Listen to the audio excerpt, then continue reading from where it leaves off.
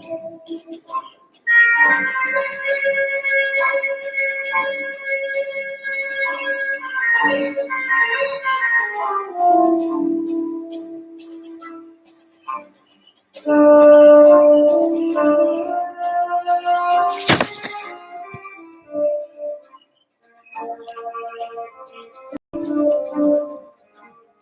you guys started without me, didn't you? Oh my gosh. Did they? You guys, unbelievable. I can't believe you started this without me. Unbelievable. Hi. One of my favorite parts of my day. It means all my work, well, maybe not all my work, most of my work is done. And I am here. And we have about 2 minutes and 15 seconds or so until we get rolling. Hello, SB. Hello, Meg. I'm ready too. Hey, Abby McDaniel, you're here. Did you read the first 6 chapters or did you watch it? Oh, Meg, give me a thumbs up if you're cool with me sharing to the best of my ability what you shared with me last night. Are you okay with that? Give me a thumb up. If you are there, thumb up, thumb down, thumb sideways, thumb up. Give me something.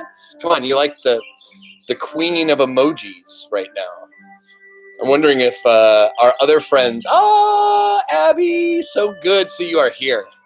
Yes, it has love in it, doesn't it? Oh, Brian F., you're here too. Thank you so much for being here. You know what? Sometimes I like these first 3 minutes a lot because it's like, cool, you gave me the thumbs up. Sometimes I like to be here with you guys. And if you need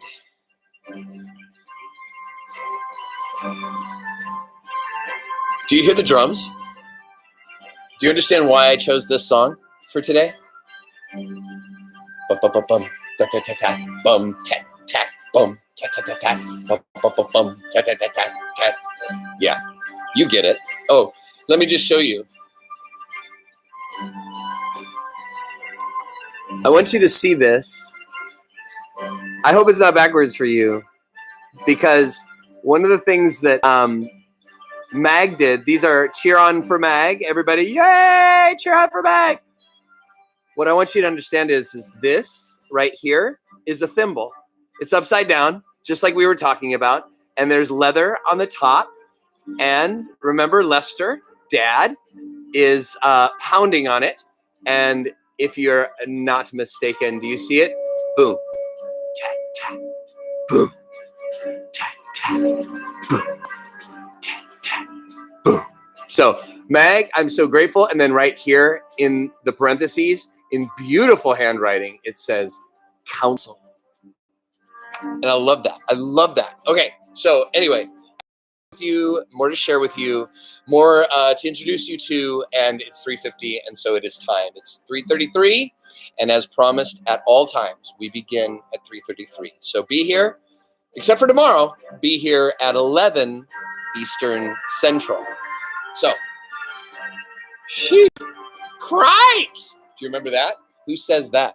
Who says, ooh, B. Brown, you are so solid on that.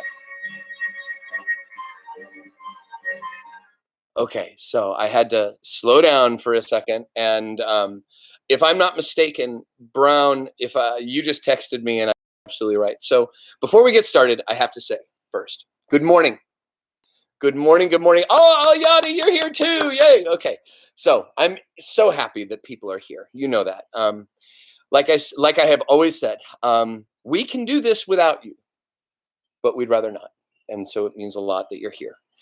Good day, ladies and gentlemen. It is the fabulous and the wonderful, the incredibly beautiful Thursday, May 7th, 2020. As you know, today is the only today that you have, and I hope you make it the absolute best possible today that you can. Good day, good day, good day. It is a privilege to be with you. I want to let you remember that we do have our friends, and I have to make sure that you understand who they are. To those of you who are with us for Red Fern, we have our gargoyle.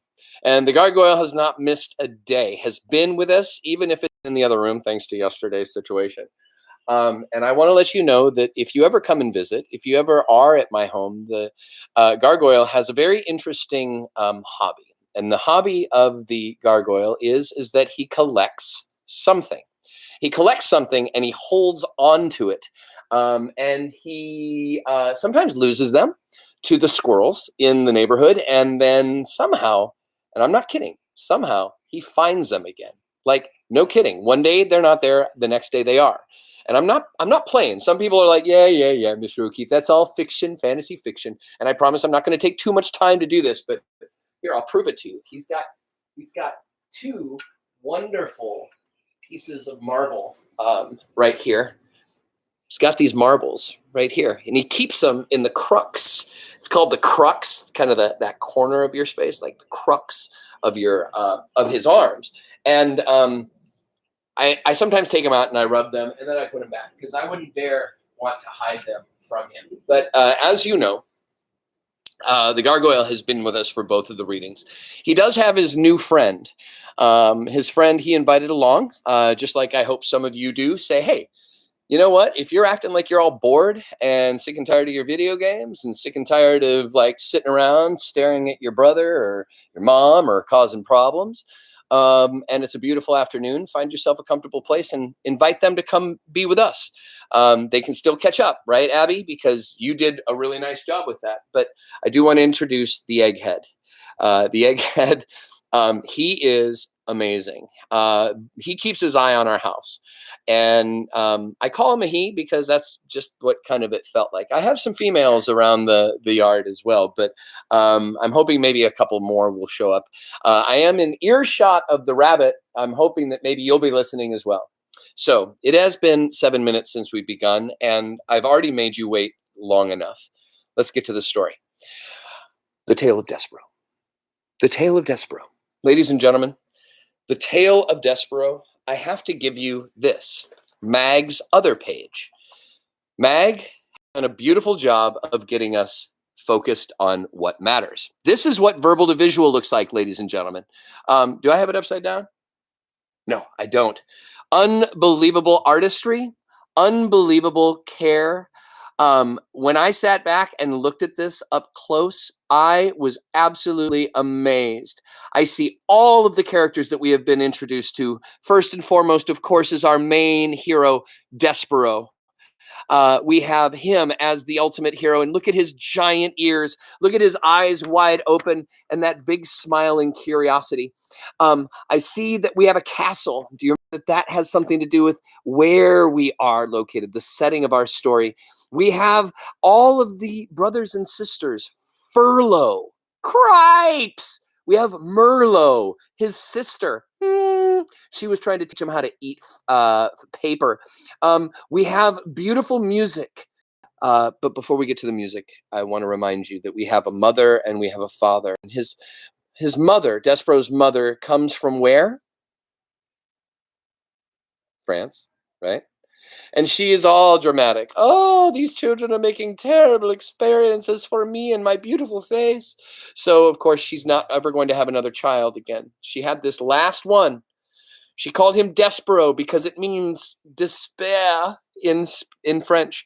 And his father, who is this rule follower, who is a part of the Mouse Council, and he wants everything to be righteous and follow the book, because if weird things happen, like, oh, I don't know, certain mice start smelling the music and it smells like honey, and starts reading the squiggly lines on the page that is supposed to be eaten with a little glue and a little bit of the crispy ends. And he actually has the guts to walk towards a human. Then we are set. And we are at a location. The last thing that we saw yesterday, and now we move on as 10 minutes has just crossed, we have the boom, tat, tat, boom, tat, tat, boom, tat, tat of Lester's drum calling the Mouse Council because his son has done something extremely wrong, which is cross the line between mouse and human. And therein lies our greatest challenge. Great art, absolutely.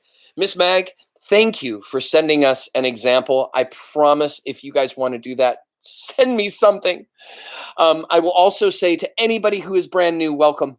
And we are going to get started. My book has been informed is on its way.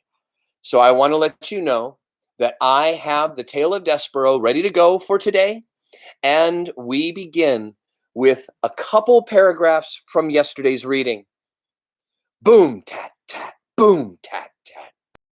The beating of the drum let them know that an important decision would have to be made, one that affected the safety and well-being of the entire mouse community. Boom, tat, tat, boom, tat, tat, boom. Chapter 7. A Mouse in Love. And what was our own favorite member of the mouse community doing while the sound of the Mouse Council drum echoed through the walls of the castle? Reader, I must report that Furlough had not seen the worst of it. Despereaux sat with the princess and the king and listened to song after song. At one point, gently, oh, so gently, the pea picked up the mouse in her hand. She cupped him in her palm and scratched his oversized ears. You have lovely ears, said the pea. They are like small pieces of velvet. Simile. Despereaux thought that he might faint with the pleasure of someone referring to his ears as small and lovely. He laid his tail against Pea's wrist to steady himself, and he felt the princess's pulse. The pounding of her heart and his own heart immediately took up the rhythm of hers. Now let us play this. Take your finger and act as though this is Despereaux's tail. Take your wrist and come over here and start feeling around. Just let it relax somewhere up in this area. Just let your finger chill for a second. Do you feel it? Do you feel your pulse? That's your heart beating. Blood moving through your body and keeping you sweetly alive. That is what he feels through his tail. And that is what becomes rhythmically beating at the same moment. Princess Pea's heart and Despereaux's heart. Ah, this is where love happens. Papa, the pea said when the music was over, I am going to keep this mouse. We are going to be great friends. The king looked at Despereaux, cupped in his daughter's hands. He narrowed his eyes. A mouse, he muttered. A rodent? What? Said the pea. Put it down, the king commanded. No, said the pea, who was a person not at all used to being told what to do. I mean, why should I? Because I told you so. But why? Protested the pea. Because it's a mouse. I know. I'm the one who told you it was a mouse. I wasn't thinking, said the king. Thinking of what? Your mother? The queen? My mother, said the pea sadly. Mice are rodents, said the king. He adjusted his crown. They are related to rats. You know how we feel about rats. You know of our own dark history with rats. The pea shuddered. But Papa, she said, he's not a rat. He's a mouse. There's a difference. Royalty, said the king, has many responsibilities, and one of them is not becoming involved personally with even the distant relatives of one's enemies. Put him down, Pea, now. The princess put Despereaux down. Good girl, said King. And then he looked at Despereaux. Scat, he said. Despereaux, however, did not scat. He sat and stared up at the princess, of whom he loved. The king stamped his foot. Scat, he shouted. Papa, said the princess, please, don't be mean to him. And she began to weep. Despereaux, seeing her tears, broke the last of the great ancient rules of mice. What is it, you ask? He spoke to a human. Please, said Despereaux, don't cry. He held out his handkerchief to the princess. The pea sniffed and leaned down close to him. Do not speak to her, thundered the king. Despereaux dropped his handkerchief. He backed away from the king. Rodents do not speak to princesses. We will not have this becoming a topsy-turvy, wrong-headed world. There are rules. Scat! Get lost before my common sense returns and I have you killed. The king stamped his foot again. Despereaux found it alarming to have such a big foot brought down with so much force and anger so close to his own small head. He ran toward the hole in the wall. But he turned before he entered it. He turned and shouted to the princess, "My name is Despereaux." "Despereaux," she said. "I honor you," shouted Despereaux. "I honor you," was what the knight had said to the fair maiden in the story that Despereaux read every day in the book in the library. Despereaux had muttered the phrase often to himself, but he had never before, this evening, had any occasion to use it when speaking to someone else. "Get out of here!" shouted the king, stamping his foot harder still, so it seemed as if the entire castle, the very world, were shaking. "Rodents know nothing of honor." Despereaux ran into the hole, and from there he looked out at the princess. She had picked up his handkerchief, and she was looking at him, right, directly, into his soul. "Despereaux," she said. He saw his name on her lips. "I honor you," whispered Despereaux. "I honor you." He put his paw over his heart. He bowed so low that his whiskers touched the floor. He was, alas, a mouse deeply in love. Oh, Abby, did you feel it? Did you feel it? Did you feel that? Oh, I feel it. Chapter 8, To the Rats. We've just heard something very interesting. I need to stop and ask all of my intelligent readers a very important question. First, did you hear what made her father have a complete change of heart? He allowed this mouse to enjoy music with them. He, of course, initially thought it was a bug, but he got so intrigued by this beautiful, beautiful music that he allowed this to happen until he, of course, noticed very closely that this was a mouse.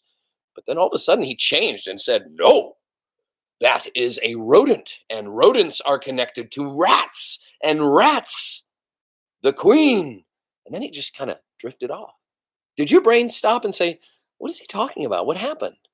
I mean, we haven't been introduced to the queen yet. We have been mentioned of the queen, but obviously he stated something about rats being enemies to the royalty, which is the king, queen, and princesses. So now we go to chapter 8, and it is titled, To the Rats.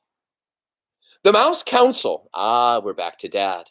The Mouse Council, 13 honored mice and one most very honored head mouse, heeded the call of Leicester's drum and gathered in a small secret hole off King Philip's throne room. The 14 mice sat around a piece of wood balanced on spools of thread and listened in horror while Despereaux's father related the story of what Furlough had seen. Pause. They sat on spools of thread. Earlier, we heard about the thimble that had the drum on it, which would have been to protect your fingers from the needle, correct? So now we've got them, the mice, sitting on spools of thread. Now, if you put that all together, you understand that you, in order to sew, need thread in order to sew. And the thimble connects to the sewing, and everything's kind of connecting. Wooden spools would be like stools for a mouse. So anyway, "At the foot of the king," said Leicester.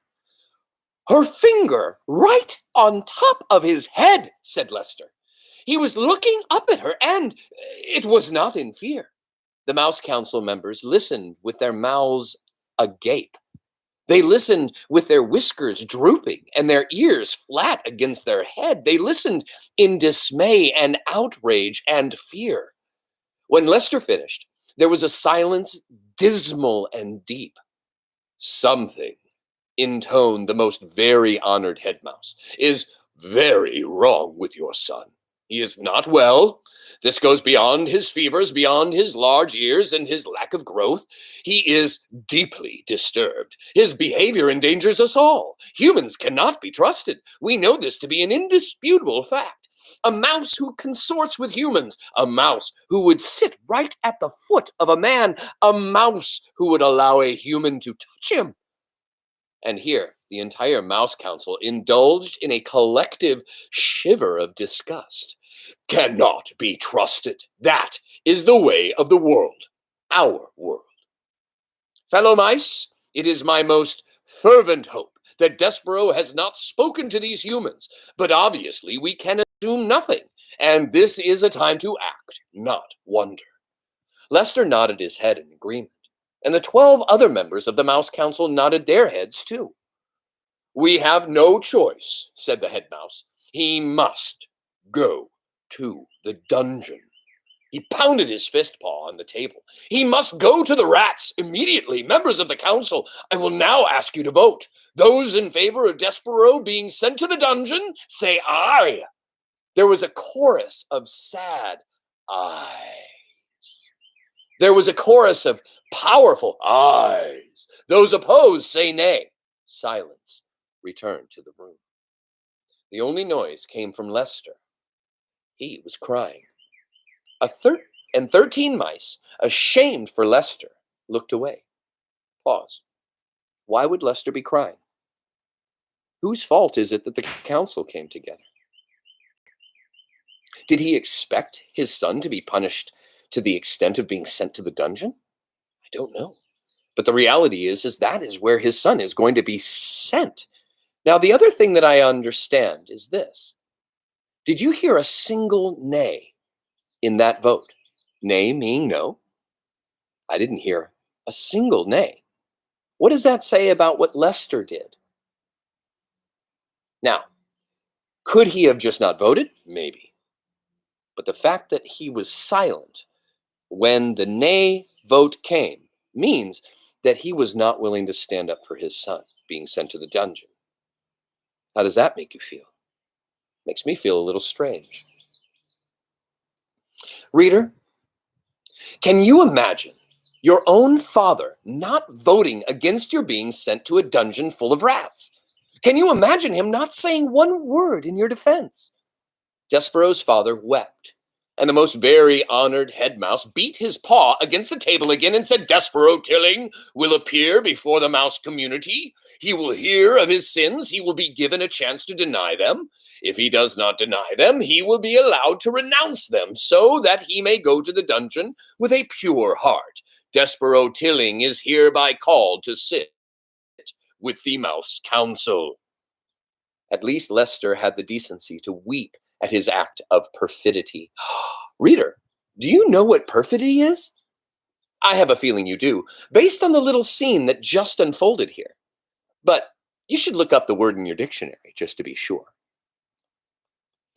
Those words are right in the text. Sean, did you see how you used this in your essay earlier today when we were reading it? You spoke to the reader as if they were here, just like you're here right now. Ladies and gentlemen, we are moving to chapter 9. The right question is the title of chapter 9. Now my wonder is, what is the right question? We'll ask at the end too, so what is the right question? The Mouse Council sent Furlough, cripes, to collect Despereaux. And Furlough, cripes, found his brother in the library, standing on top of the great open book, his tail wrapped tightly around his feet, his small body shivering.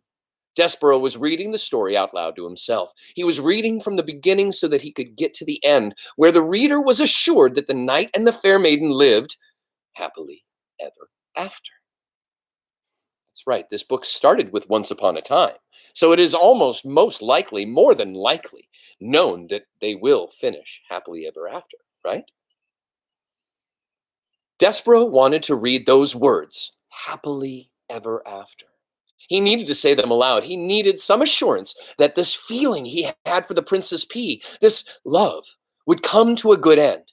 And so he was reading the story as if it were a spell, and the words of it, spoken aloud, could make magic happen.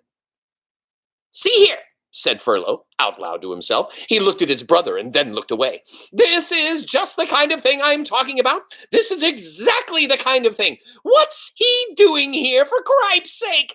He's not eating the paper. He's talking to the paper. It's wrong, wrong, wrong. Hey, he said to Despereaux. Hey, shouted Furlough. Despereaux, this council wants you. Pardon? Said Despereaux. He looked up from the book. The Mouse Council has called you to sit with them. Me, said Despereaux. You, said Furlough. I'm busy right now, said Despereaux. And he bent his head again to the open book. Furlough sighed. He said, Cripes! Nothing makes sense to this guy. Nothing. I was right to turn him in. He's sick. Furlough crawled up the chair and then hopped onto the book. He sat next to Despereaux. He tapped him on the head once, twice, 3 times. Hey, he said, the Mouse Council isn't asking, they're telling, they're commanding. You have to come with me right now. Despereaux turned to Furlough. Do you know what love is? He said. Huh? Love. Furlough shook his head. You're asking the wrong question, he said. The question you should be asking is why the Mouse Council wants to see you. There's somebody who loves me, said Despereaux. And I love her, and that is the only thing that matters to me. Somebody who loves you? Somebody who loves you? What difference does that make? What matter is that in your lot of trouble? You are in a lot of trouble, mister, with the Mouse Council. Her name, said Despereaux, is P. What? The person who loves me. Her name is P. Cripes, said Furlough. You're missing the whole point of everything here. You're missing the point of being a mouse. You're missing the point of being called to sit with the Mouse Council. You've got to come with me. It's the law. You've been called. Despereaux sighed. He reached out and touched the words Fair Maiden in the book. He traced them with one paw. And then he put his paw to his mouth. Cripes, said Furlough. You're making a fool of yourself. Let's go. I honor you, whispered Despereaux. I honor you. And then, reader, he followed Furlough over the book and down the chair leg and across the library floor to the waiting Mouse Council. He allowed his brother to lead him to his fate. Lead him to his fate. What do we already know about the fact that the Mouse Council has asked for his attention? What have they voted on? Where will he be sent when he arrives? Furlough is leading him to his fate. Chapter 10. Good reasons. I'm loving this, aren't you? I'm loving this. Okay, so chapter 10. Good reasons. Hey, wait a second. I have to go back for a second. I told you I was going to ask you a question. The title of this was The Right Question. Whose right question? That's a really great thing. What were the big questions in this chapter? What was Furlough's big question? What was Despereaux's big question? Which one's most important to you? Which one is the right question? Is it the one that's going to get him sent to the dungeon about why does the Mouse Council want to see him? Or is it the more romantic question of what is love? What does love feel like? Which one's important to you? Chapter 10. Good reasons. The entire mouse community, as instructed by the most very honored head mouse, had gathered behind the wall of the castle ballroom. The members of the Mouse Council sat atop 3 bricks piled high, and spread out before them was every mouse, old and young, foolish and wise, who lived in the castle. They were all waiting for Despereaux. Make way, said Furlough. Here he is, I've got him, make way. Furlough pushed through the crowd of mice. Despereaux clung to his brother's tail. There he is, the mouse whispered. There he is. One whispered, he's so small. They say he was born with his eyes open. Some of the mice pulled away from Despereaux in disgust, and others, thrill seekers, reached out to touch him with their whisker or their paw. The princess put a finger on him. They say he sat at the foot of the king. It's simply not done. came the distinctive voice of Despereaux's Aunt Florence. Hold on a minute. Now I have to go back because now that I know it's Aunt Florence, I have a different voice for her. It's simply not done, came the distinctive voice of Despereaux's Aunt Florence. Make way, shouted Furlough. I have him right here. I have Despereaux Tilling, who has been called to sit with the Mouse Council. He led Despereaux to the front of the room. Honored members of the Mouse Council, shouted Furlough, I have brought you Despereaux Tilling, as you requested, to sit with you. He looked over his shoulder at Despereaux. Let go of me, Furlough said. Despereaux dropped Furlough's tail. He looked up at the members of the Mouse Council. His father met his gaze and then shook his head and looked away. Despereaux turned and faced the sea of mice. Metaphor, a sea of mice? Come on. There's not an ocean filled with mice. What does it mean that there's a sea of mice? Have you closed your eyes? Remember, it said the entire community of mice who live within the castle are at this hearing. That's a big deal. You've got the Mouse Council sitting on 3 bricks back over here. Guys, mouse bricks sitting over here. And then you have a sea of mice. It's not really a sea. That's the interesting metaphor here. They're changing a group of mice into a sea of mice. Okay, sorry. Anyway. To the dungeon, a voice cried out. Straight to the dungeon with him! Despereaux's head, which had been full of such delightful phrases as happily ever after and lovely ears and I honor you, suddenly cleared. Straight to the dungeon, another voice shouted. Enough, said the most very honored head mouse. This trial will be conducted in an orderly fashion. We will act civilized. He cleared his throat. He said to Despereaux, Son, turn and look at me. Despereaux turned. He looked up and into the head mouse's eyes. They were dark eyes, deep, sad, and frightened. And looking into them, Despereaux's heart thudded once, twice, 3 times. Despereaux Tilling, said the head mouse. Yes, sir, said Despereaux. We, the 14 members of the Mouse Council, have discussed your behavior. First, we will give you a chance to defend yourself against these rumors of your egregious acts. Did you or did you not sit at the foot of the human king? I did, said Despereaux. But I was listening to the music, sir. I was there to hear the song that the king was singing. To hear what? The song, sir. He was singing a song about the deep purple falling over sleepy garden walls. The head mouse shook his head. Whatever are you talking about is besides the point. The question is this and only this. Did you sit at the foot of the human king? I did, sir, Despereaux stated. The community of mice shifted their tails and paws and whiskers. They waited. And did you allow the human girl, the princess, to touch your head? Her name is P. Never mind her name. Did you allow her to touch you? Yes, sir, said Despereaux. I let her touch me. It felt good. A gasp arose from the assembled mice. Despereaux heard his mother's voice. Mon Dieu! It is not the end of the world. It was a touch. What of it? It is simply not done. Sorry, it's Aunt Florence. I thought it was going to be the head. It's simply not done, came Aunt Florence's voice from the crowd. To the dungeon, said a mouse in the front row. Silence, roared the most very honored head mouse. Silence. He looked down at Despereaux. Do you, Despereaux Tilling, understand the sacred, never to be broken rules of conduct for being a mouse? Yes, sir, said Despereaux. I guess so, but did you break them? Yes, sir, said Despereaux. He raised his voice, but I broke the rules for good reasons, because of music and because of love. Love, the head mouse said. Oh, crap, said Furlough. Here we go. I love her, sir, said Despereaux. We are not here to talk about love. This trial is not about love. This trial is about you being a mouse, shouted the most very honored head mouse from high atop the bricks, and not acting like one. Yes, sir.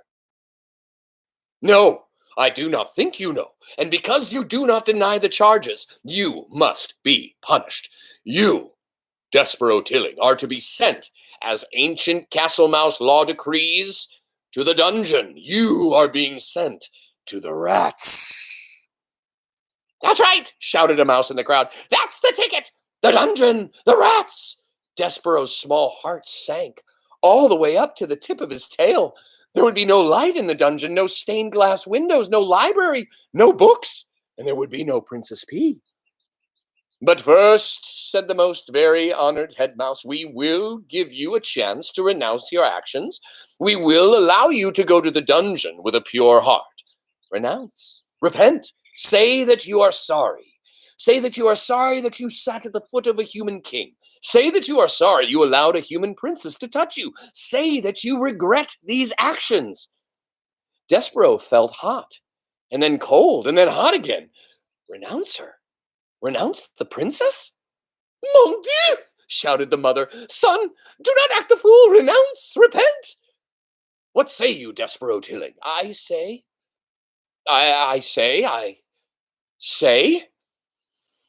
no.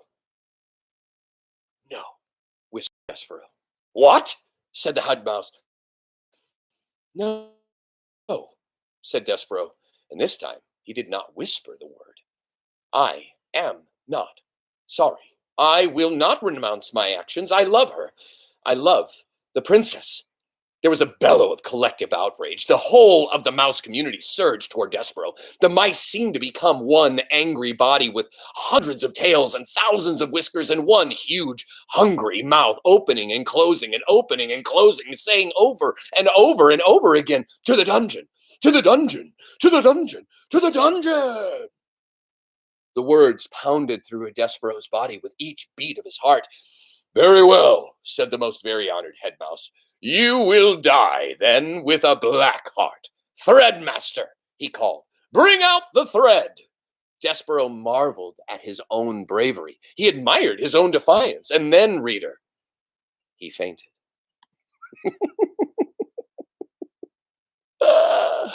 I'm so proud of Despereaux, and I'm so not surprised that he probably felt majorly overwhelmed because he's being sent to the dungeon, and he spoke up for himself, even when others did not.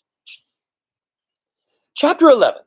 And I have a good feeling that this is where we'll end today. Chapter 11. The Threadmaster Cometh. When Despereaux came to, he heard the drum. His father was beating a rhythm that had much more boom and much less tat. Together, Lester and the drum produced an ominous sound that went something like this. Boom, boom, boom, tat, boom, boom, boom, tat. Make way for the thread, cried a mouse who was pushing a wooden spool of red thread through the crowd. Make way for the thread! Boom, boom, boom, tat, shouted the mice. Oh, wait, went the drum. To the dungeon, shouted the mice. Despereaux lay on his back, blinking his eyes. How? He wondered, had things gone so terribly wrong? Wasn't it a good thing to love? In the story, in the book, love was a very good thing because the knight loved the fair maiden. He was able to rescue her. They lived happily ever after. It said so in the book. They were the last words on the page. Happily ever after.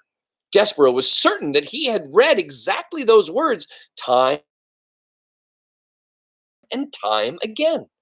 Lying on the floor with the drum beating and the mice shouting and the threadmaster calling, make way, make way! Despereaux had a chilling thought. Had some other mouse eaten the words that spoke the truth? Did the knight and the fair maiden really not live happily ever after? Reader, do you believe that there is such a thing as happily ever after? Or, like Despereaux, have you too begun to question the possibility of happy endings? Happily ever after, whispered Despereaux. Happily ever after, he said again, as the spool of thread came to a stop beside him. The thread, the thread, the thread, murmured the mice. I'm sorry, said the mouse behind the spool, but I have to ask you to stand up. I have a job to do.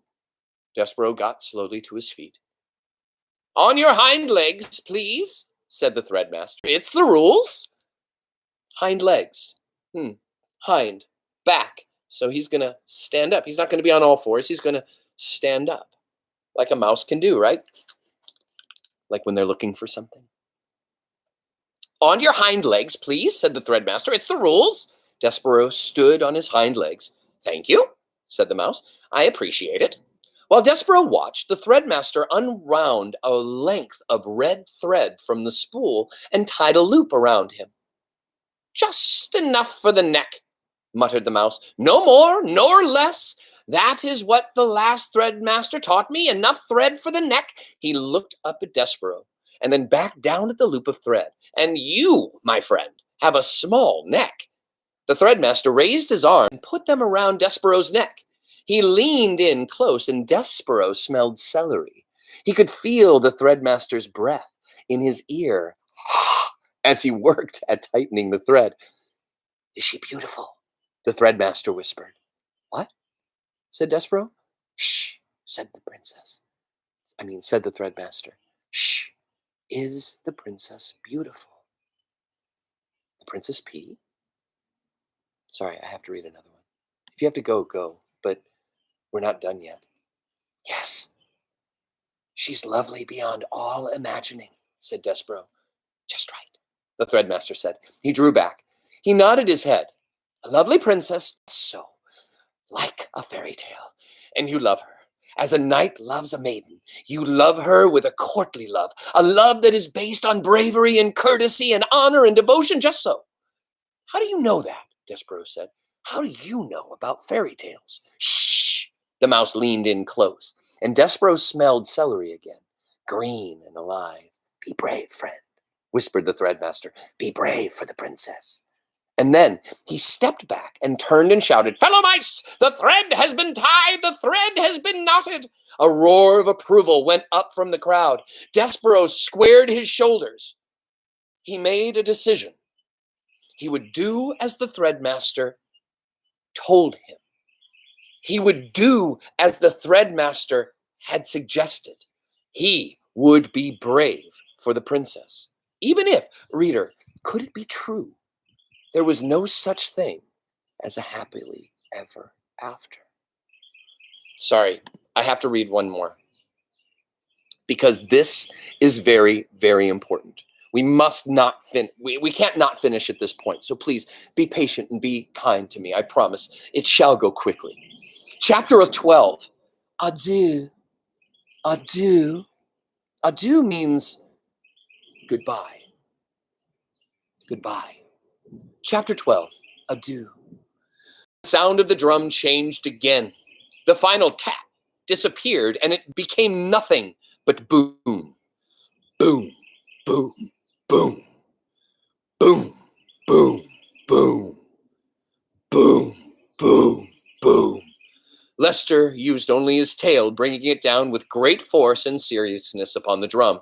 The threadmaster retreated. The room full of mice fell silent, expectant, waiting. As Despereaux stood before them with the red thread around his neck and the 14 members of the Mouse Council perched on the bricks above him, 2 burly mice came forward. Black pieces of cloth covered their heads. They were slits where their eyes should be. We, said the bigger of the 2 mice, will escort you to the dungeon. Despereaux. Despereaux, Antoinette called out. Oh, my Despereaux! Despereaux looked out into the crowd of mice and saw his mother. She was easy to spot. In honor of her youngest mouse being sent to the dungeon, she had put on a tremendous amount of makeup. Each of the hooded mice put a paw on Despereaux's shoulders. It's time, said the one on the left, the first hood. Antoinette pushed her way through the crowd. He's my son, she said. I want to have the last word with my son. Despereaux looked at his mother. He concentrated on standing before her without trembling. He concentrated on not being a disappointment. Please, said Antoinette. What will happen to him? What will happen to my baby? Ma'am, said the first hood. His voice was deep and slow. You don't want to know. I want to know. I want to know. He's my child, child of my heart, the last of my mice babies. The hooded mice said nothing. Tell me, said Antoinette. The rats, said the first. The rats, said the second. Yes, yes, the rats. What of them? The rats will eat him, said the second hood. Ah, said Antoinette. Mon Dieu! At the thought of being eaten by rats, Despereaux forgot about being brave. He forgot about not being a disappointment. He felt himself heading into another faint, but his mother, who had an excellent sense of dramatic timing, beat him to the faint. She executed a beautiful, flawless swoon, landing right at Despereaux's feet. Ah! Now you've done it, said the first hood. It doesn't matter, said the second. Step over her. We have a job to do. Nobody's mother is going to stop us. To the dungeon. To the dungeon, repeated the first hood, but his voice, so deep and certain a moment ago, now shook a tiny bit. He put a paw on Despereaux and tugged him forward, and the two hoods and Despereaux stepped over Antoinette. The crowd parted. The mice began again to chant, to the dungeon, to the dungeon, to the dungeon. The drumbeat continued, boom, boom, boom, boom, and Despereaux was led away. At the last moment, Antoinette came out of her faint and shouted one word to her child. That word, reader, was adieu. Adieu is the French word for farewell. Farewell is not the word that you would like to hear from your mother as you are being led to the dungeon by two very oversized mice in black hoods. Words that you would like to hear are, take me instead. I will go to the dungeon in my son's place. There is a great deal of comfort in those words. But reader, there is no comfort in the word farewell, even if you say it in French. Farewell is a word that in any language is full of sorrow. It is a word that promises you absolutely nothing. End of chapter 11. Well, ladies and gentlemen, I hope somebody's still here. 11 of you are. He keeps doing that, I know. So these are amazing characters. Is this book not incredible? Our hero is being sent to the dungeon for the love of a human being when he is just a mouse. His mother does nothing except say adieu. His father beats the drum. The two mice lead him with the red thread around his neck to the dungeon. Unbelievable. Amazing. Yes, let me check. Somebody had a big question about what chapter we have just finished reading. Oh, I will tell you, we have just finished chapter 12. You're right. You're right. I thought we were only on chapter 11. Sorry. I read an extra one. Anyway, ladies and gentlemen, I have kept you long enough. It is 4:17 in the PM here in the East Coast. It is at least 1:17 over in Washington. George, Olivia, are you here? Are we? Oh, I think I see. Okay. Anyway, I want to say to you, in not such a terrible terrible way, remember tomorrow we meet at 11 o'clock in Georgia, at 10 o'clock in Minnesota, at 9 o'clock in Colorado, and 8 a.m. in Washington and California. Isn't that weird? You should probably figure out why we do that. It has something to do with the sun. Also, we are getting really deep into this book. I will tell you that we are actually approximately 1/4 of the way, almost 1/4 of the way into this book. And I want to tell you that it has only been 2 days. We're going to run through this book. You can't miss a day. If you happen to, watch the copy of it. Guys, I'm going to say, just like Mama, adieu. Adieu. It is wonderful to have you here. Thank you for allowing me a chance to read dramatically. It's so much fun. I've been loving it. Mag, adieu. I'm so glad, Sean, that you'll be there tomorrow. I'm paying close attention to you. Thank you for your patience today. Everybody who was here the entire time, thank you so much. And without further ado, I love you. Now, get out of